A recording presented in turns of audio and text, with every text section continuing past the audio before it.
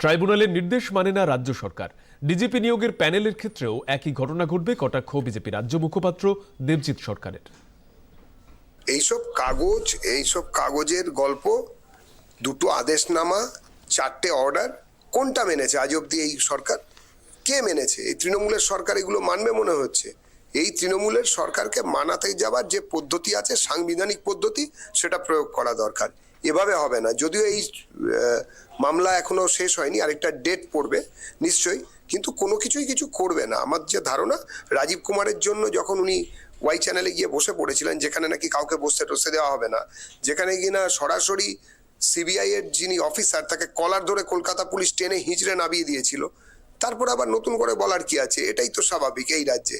এটা অনেক আগেই কেন্দ্রের বোঝা উচিত, বা কেন্দ্রীয় পদ্ধতির বোঝা উচিত। যারা যেখানে আছেন তাদেরকে সাবধান হওয়া উচিত এই ব্যাপারটাকে ওই রকম ভাবে দেখার জন্য।